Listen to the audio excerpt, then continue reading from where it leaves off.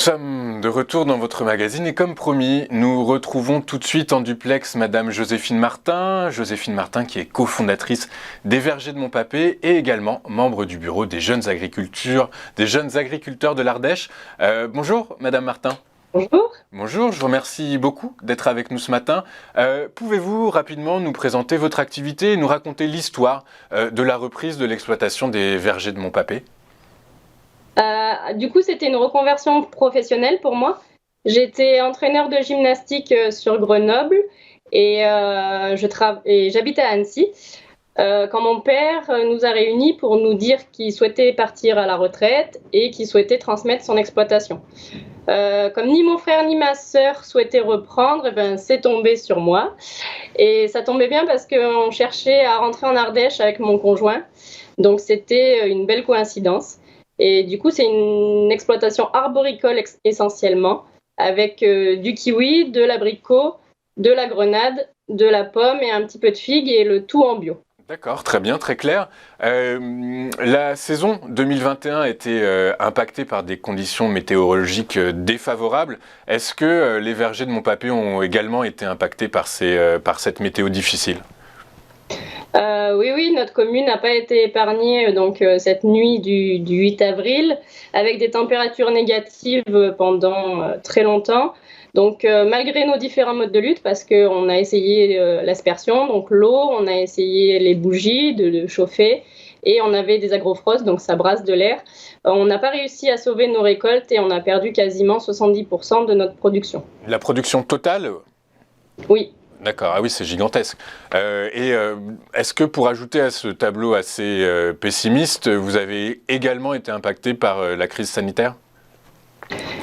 Du coup, on a des difficultés organisationnelles, parce qu'on a 3 salariés permanents, donc souvent il y a des cas Covid ou des cas contacts, ou les enfants à garder parce qu'ils sont soit cas contact de l'école, soit Covid eux aussi, et trop petits pour se garder tout seuls. Mais sinon, pour nous, c'était le début d'une activité de panier donc en ligne avec des points de collecte. On avait 7 points de collecte dans les communes autour de chez nous. Donc, c'est aussi un impact positif, on va dire, le Covid pour nous, qui nous a permis de lancer cette activité qu'on n'aurait peut-être pas lancée sans le Covid. D'accord, donc en fait, vous avez revu un peu votre modèle économique, vous avez basculé sur du circuit court en quelque sorte ? C'est ça. C'est ça. En fait, nous, on revend nos marchandises sur un marché de gros à Corba. Donc, c'est un marché où il y a beaucoup de producteurs de la région Auvergne-Rhône-Alpes. On y allait pour vendre nos kiwis, sauf qu'on revenait avec un camion à vide. Et du coup, maintenant, on revient avec des fruits et des légumes. On confectionne des paniers et on les revend donc en ligne à des personnes à côté de chez nous. D'accord, donc on est typiquement sur le circuit court. Est-ce que ça vous a permis de créer des emplois également, ce nouveau modèle économique ? Et du coup, ça a permis aussi de pérenniser, nous, nos emplois, parce qu'il y avait seulement mon père qui partait à la retraite, et nous, on est 3 associés. Donc déjà, ça nous a permis de pérenniser donc, l'emploi de mon conjoint et de notre associé sur la partie commerciale. Et on a aussi 2 personnes à temps plein sur la confection des paniers et les livraisons. D'accord, c'est très intéressant. Donc ça a été un accélérateur finalement de transformation, ce Covid. J'aimerais parler maintenant de votre activité de membre des jeunes agriculteurs de la Chambre d'agriculture de l'Ardèche. Vous y êtes membre depuis combien de temps et est-ce que l'idée sous-jacente, c'est de bousculer un petit peu les codes de l'agriculture, Madame Martin ? Du coup, je suis membre depuis 2019 et c'est des jeunes agriculteurs de l'Ardèche, pas de la Chambre. Ah oui. C'est un syndicat agricole. Et du coup, l'idée, c'est pas vraiment de bousculer le monde agricole, mais c'est surtout dans l'air du temps. Ça se féminise. On voit de plus en plus de femmes qui s'installent. En Ardèche, en 2020, ça représentait 43% des installations. Et je pense que ma génération de femmes et celles qui viendront après sont des femmes qui ont envie d'entreprendre et d'avoir des postes à responsabilité. Et je pense que le syndicalisme, c'est aussi important parce qu'en tant que femme, on peut prendre parti de débats qui vont conditionner et façonner l'agriculture de demain. D'accord, c'est très intéressant ce que vous nous dites. C'est-à-dire que donc en gros, quasiment une exploitation sur 2 aujourd'hui est reprise par une femme. C'est ça. et ce, quelle que soit la filière, ou il y a des filières plus spécifiques? Il y avait des filières beaucoup plus spécifiques, c'est en train de changer, mais c'était surtout sur les bovins laits. D'accord, ok.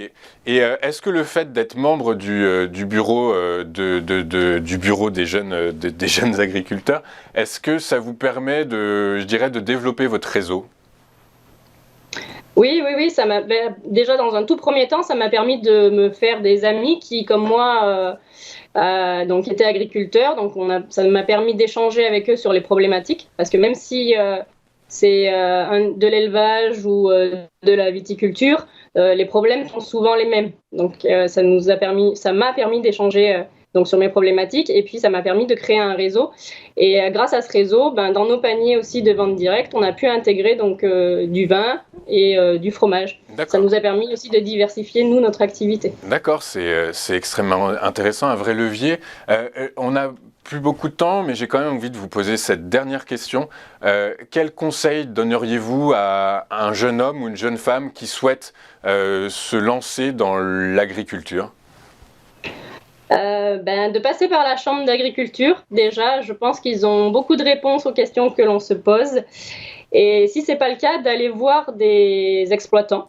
Parce que souvent, on a envie de transmettre nos expériences, qu'elles soient positives ou négatives, pour éviter que les jeunes refassent parfois les mêmes erreurs que nous. Et surtout d'être patient, parce qu'une installation, ça peut prendre du temps. D'être déterminé, parce qu'on ne maîtrise pas forcément tous les aléas. Et de mettre du cœur à l'ouvrage, parce que c'est quand même un beau métier. Ok, très clair. Je vous remercie beaucoup, Madame Martin, d'avoir été avec nous ce matin. Je rappelle donc que vous êtes co-dirigeante de la société Les Vergers de Montpapé, également membre des jeunes agriculteurs de l'Ardèche. On marque une pause et on revient juste après avec les équipes de Day by Day pour votre focus hebdomadaire sur 2 matières premières. A tout de suite sur TV Finance.